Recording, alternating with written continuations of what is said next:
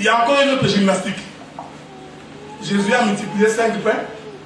Et puis il a multiplié. D'abord, miracle de 5 pains. Ensuite de 7 pains. Maintenant, on dit 5 plus 7, ça donne 12. J'ai dit comme ça, frère. J'ai dit, en réalité, tu n'as pas additionné. Toi, tu crois que tu as additionné.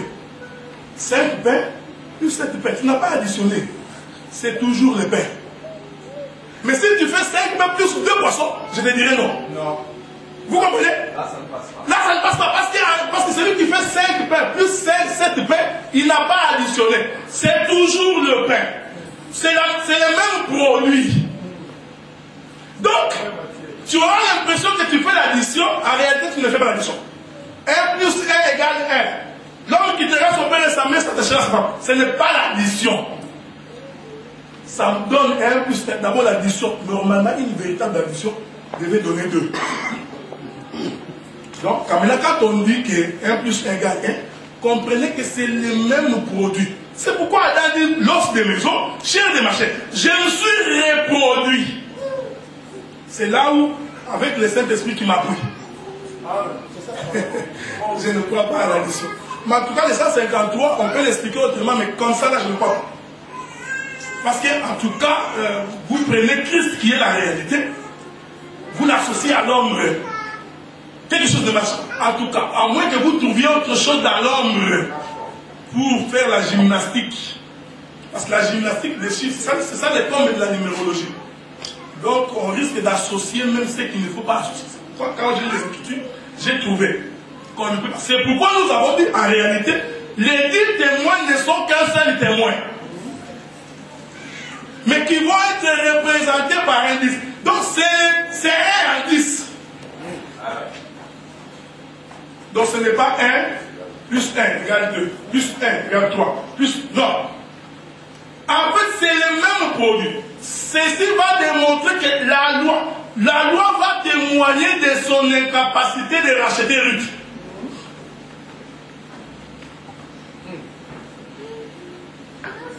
Voilà pourquoi nous disons qu'Ève devait manger les fruits. Pour démontrer l'incapacité de la loi de le sauver. Donc si tu prends ta prédication, la prédication que moi je dis, vous savez, moi, bon, disons ça. Vous savez, quand vous prenez votre prédication, vous ciblez aux gens. Vous en aurez les retombées un jour. Parce que tu vas raconter ce qui t'a servi. C'est pourquoi la prédication consiste à présenter la personne de Christ. Un prophète parle-t-il de lui-même? Non. Le prophète ne parle que de celui qu'il a envoyé. Le prophète ne vient pas dire je pense que nous. Non. Il vient dire ce que Dieu lui a dit de dire. Et il explique les choses là. Maintenant, remarquez. Les 10 témoins vont représenter cette incapacité de la loi. Alors l'homme va enlever ses souliers pour dire que je ne suis pas digne. Enlever les souliers, que je ne peux pas entrer dans ces champs-là. Je ne peux pas racheter Ruth. C'est alors que Boaz va se présenter. Il dit maintenant, tout le monde a dit. Vous avez tous vu l'incapacité de la loi de sauver l'homme. C'est l'incapacité de ce qu'on appelle l'ombre. C'est ici que nous, quand on embrasse l'ombre, on va perdre les dents. Et Ruth maintenant va dire. Boaz va pouvoir maintenant acheter Ruth. Maintenant vous comprenez que le frère qui est devenu pauvre et qui a perdu son droit de propriété, c'était Adam. Il a vendu. Romains chapitre 7. Romains chapitre 7.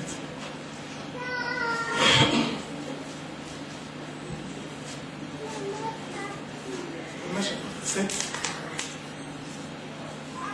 Qu'elle nous dit les versets 14, je crois. Voilà, le verset 14 nous dit ceci. Nous savons en effet que la loi est spirituelle, Mais moi, je suis charnel, vendu au péché. Hein? C'est par la loi que j'ai été vendu au péché. Je suis devenu pauvre, vendu au péché.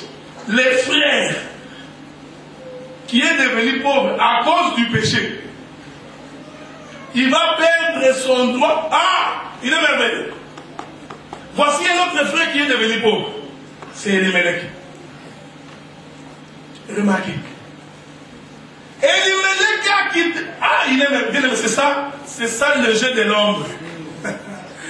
Ah, il est merveilleux. Comme je peux retrouver Christ en l'ombre. Remarquez. Christ mourir sur la croix, c'est aussi un pauvre qui a tout perdu. Il y a là maintenant une gymnastique qui va vous demander beaucoup pour saisir. Remarquez. Elimelech a quitté Bethléem, la maison du Père, en abondance. Mais quand il arrive à Moab, il va mourir. Il devient pauvre. Je crois que Naomi a témoigné. Il a dit, ne m'appelez pas, je ne sais pas, bienheureuse ou quoi, appelez-moi Mara. Parce que mon cœur est rempli d'amertume. J'étais parti riche, je reviens pauvre. Hein? Les eaux de Mara. Les lecteurs les eaux de Mara. Vous savez les eaux de Mara avec Moïse. C'est-à-dire que j'étais sorti riche, mais j'ai tout perdu. Je suis devenu pauvre. Cette pauvreté s'explique par le fait qu'Elimelech et ses enfants sont allés mourir. Vous comprenez? Maintenant, il faut qu'il y ait quelqu'un pour les racheter. C'est ici que la gymnastique est en train de se faire. On comprend que Christ aussi va représenter cet homme pauvre. Ça devient difficile. Hein? Ouais. Christ devient cet homme pauvre quand nous avons péché. Parce que nous l'appartenions d'abord. Nous étions la richesse de Dieu. Nous étions le peuple de Dieu. Mais comprenez qu'il nous a perdus parce que nous avons péché. Or, cela veut dire quoi? Quand l'autre est allé avec sa fille, c'est là qu'il a perdu la propriété. Parce que dans la vie, nous avons vu le Moabite partir. La pauvreté. Mais on comprend qu'il doit être ressuscité. Ah, Boaz devient la résurrection. Il est la résurrection de l'Elimelech. Voilà pourquoi on dit les proches parents. Le même sang. C'est ici Ephésiens chapitre 4. Le même qui est descendu, là-bas, il est devenu pauvre. Il est mort. Là, dans les séjours de mort. Il va remonter. Vous comprenez maintenant que l'homme qui... Il est merveilleux. Ça, je vais dire le Seigneur. C'est ce que nous disons que quand on interprète l'ombre, il faut toujours bien suivre les prédicateurs. Parce qu'on vous avait déjà dit que il n'y a que la femme qui peut porter le voile. Ça, on t'a toujours prêché. Mais quand nous allons te dire que l'homme aussi se voile, ça va te troubler. Parce que dimanche, on va expliquer que l'homme aussi porte le voile. Donc là, tu vas dire, non frère, tu vois, le voile ici, c'est seulement la femme. Oui. Tu n'as pas vu Moïse se voiler quand il descendait de la montagne. Bon, ça on a parlé dimanche. Cela veut dire quoi? On comprend que dans sa descente, c'est pourquoi Esaïe dit, le châtiment qui nous donne la paix est tombé sur lui. Il est devenu péché, vendu.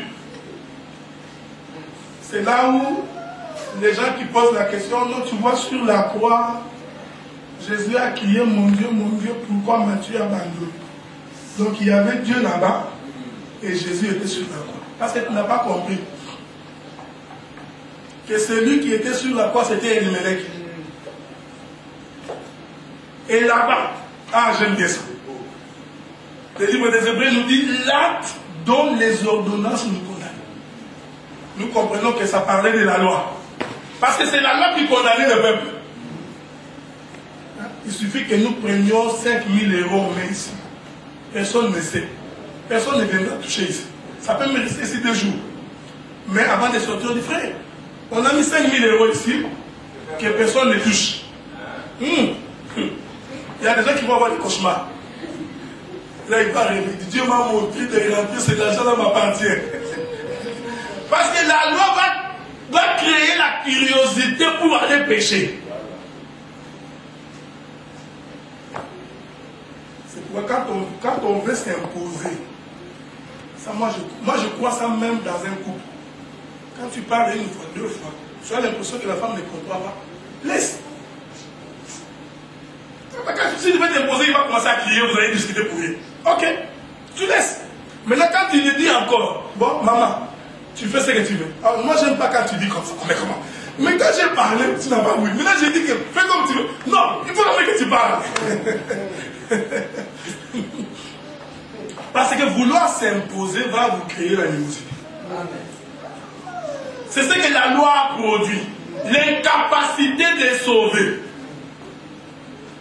C'est alors que Boaz, lui, il n'a pas enlevé ses souliers. Boaz va être le type parfait de Christ, qui va entrer dans les champs avec les souliers, l'évangile. En fait, nous entrons dans les champs avec les souliers qui est l'évangile. C'est pourquoi Ephésiens 6 nous dit, portez les souliers comme les ailes de l'évangile. Or, vous allez comprendre que les souliers que nous portons, c'est Christ. Parce que c'est son champ. Donc, quand on marche, on peut voir les empreintes de ses souliers. C'est ici que tu vas voir que Moïse a enlevé pour dire que ce n'est pas moi qui libère le peuple. Les terrains sur lesquels je suis en train de partir, c'est les terrains d'autrui. Donc, ne faites pas comme les musulmans. Parce qu'il y a aussi enlève des choses. À l'époque, quand nous étions encore dans le monde, j'ai aimé la chanson que Bozi a chantée. Les musulmans priaient, ils se sont réveillés comme ça, tous les souliers sont partis. Tu vois, quand ils entrent dans les mosquées, ils laissent les souliers là dehors. Quel est ce Dieu-là qui va autoriser qu'on vienne vous voler quand vous les priez comme ça? Le voleur est entré, il a pris tous les souliers. Maintenant, ils peuvent aller pieds nus dans le champ de Dieu. Non, ce sont des choses qui expliquent les spirituels. C'est pourquoi Jean-Baptiste a dit, remarquez, j'aime bien ça. C'est pourquoi la Bible dit que la loi, les prophètes ont parlé de lui.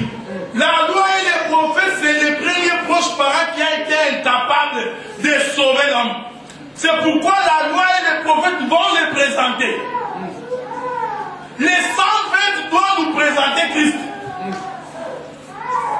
Est-ce que vous comprenez? La loi présente cette voici, il est dit, c'est cet homme ici. C'est pourquoi Jean-Baptiste dit, c'est lui-là qui vient juste après moi. Moi, je ne peux pas. Voilà pourquoi on crie dans les cieux qui est dit, capable d'ouvrir les livres et d'un homme qui est capable de racheter la femme. On crie dans les cieux. Là, on a cherché le mot qu'on a dit, personne.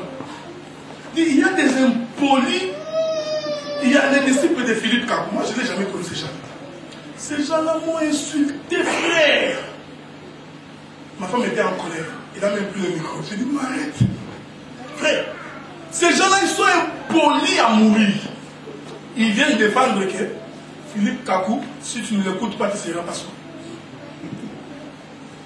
On a fait un partage de 20h à 2h du matin.